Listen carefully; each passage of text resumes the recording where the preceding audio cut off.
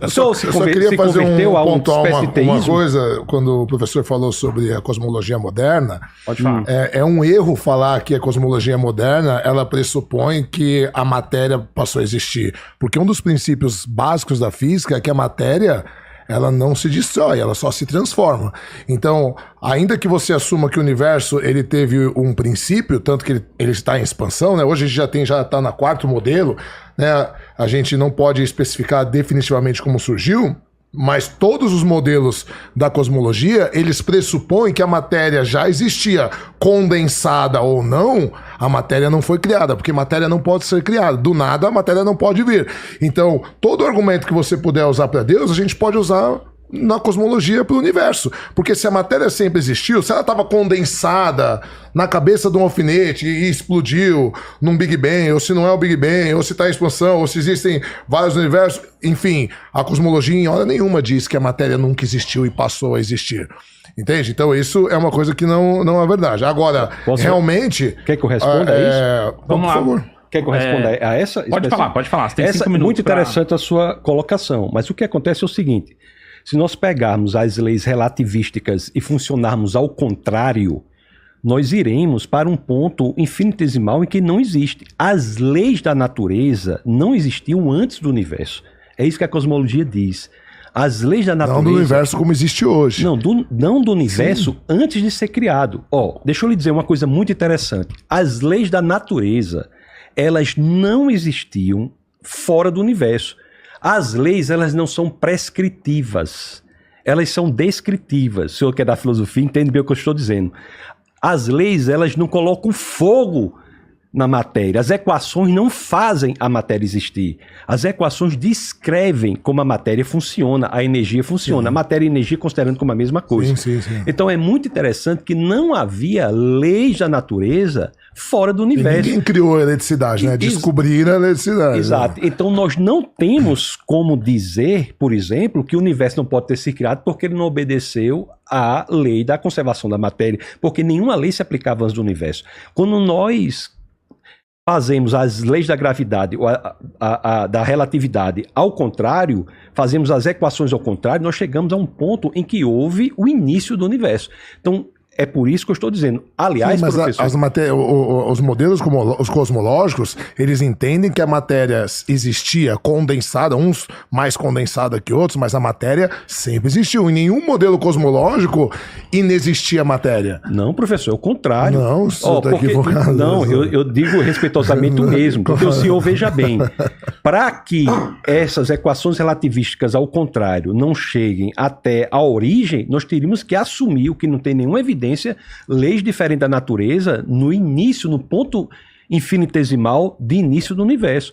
Pelo que nós sabemos hoje, o universo veio existir. E se veio existir, a matéria, o espaço-tempo e as próprias leis da natureza vieram existir juntamente com o universo. Não há como se aplicar leis hoje para fora do universo, porque as leis, e parece que nisso nós concordamos, elas não são prescritivas, elas são descritivas. Por isso que não há de se prosperar esse tipo de colocação, embora seja extremamente interessante. Uma dúvida surgiu do nada, então?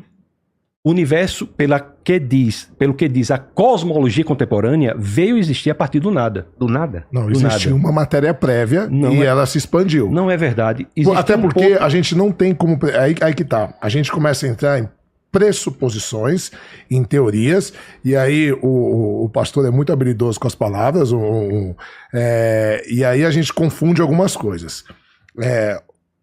Ainda que a gente aceitasse que a matéria veio do nada, ou que o universo existiu, que não é o que diz o modelo cosmológico, que existia uma matéria, eles dizem que existia matéria condensada, tanto que o universo está em expansão. Hoje já existem teorias que o universo ele está em expansão e depois ele vai de novo comprimir e voltar, e que isso pode existir infinitamente. Existem diversos modelos cosmológicos. Nada disso pressupõe a existência de um Deus criador. Nada disso pressupõe que as leis foram estabelecidas por um design inteligente. Então tudo isso é falacioso. Então o fato de... Primeiro que não tem como a gente saber a origem do universo. Começa por aí. Existem modelos que a ciência tenta explicar. né?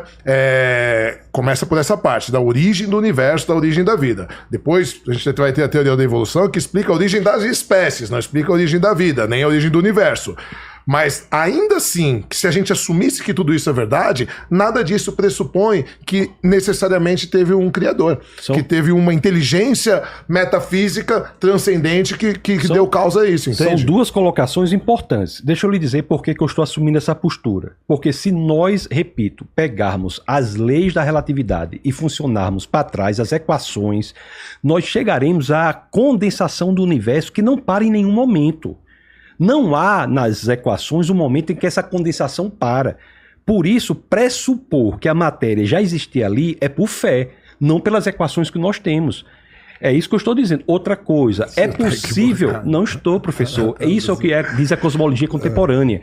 E outra situação é a seguinte, será que o universo se expande e depois se contrai? Seria uma possibilidade. Mas por que eu não adiro essa possibilidade? Porque os estudos feitos por Alexander Velikan e sua equipe demonstrou que o universo não apenas se expande, mas se expande de forma acelerada. O futuro desse universo é uma grande sopa cósmica, fria, sem vida. Não haverá retração. O nível de expansão do universo é maior do que o ponto específico em que ele iria se retrair. E dito isso, por que nós podemos inferir que há uma causa do universo? Porque se o universo veio existir, aí eu repito o que eu já falei, veio juntamente com o universo, o que diz a cosmologia, a matéria, o espaço e o tempo. Então a causa é imaterial, não espacial e atemporal. E agora vou um passo adiante. Como nós já vimos que as leis da natureza somente vieram a existir juntamente com o universo, essa causa que criou o universo não pode ser natural, porque leis da natureza não havia. Então é muito razoável intelectualmente se assumir que essa causa é sobrenatural, tomou uma decisão. E se tomou uma decisão, é possível que nós defendamos, inclusive, que ela é pessoal. Então você assume, então, que é uma pressuposição. É o modelo mais viável. A explicação mais viável é a de que essa causa é desta maneira. Todas as demais assumem uma fé irracional. Exato. Mas a do cristianismo não. A do cristianismo é base... Mas você acabou de falar. Não.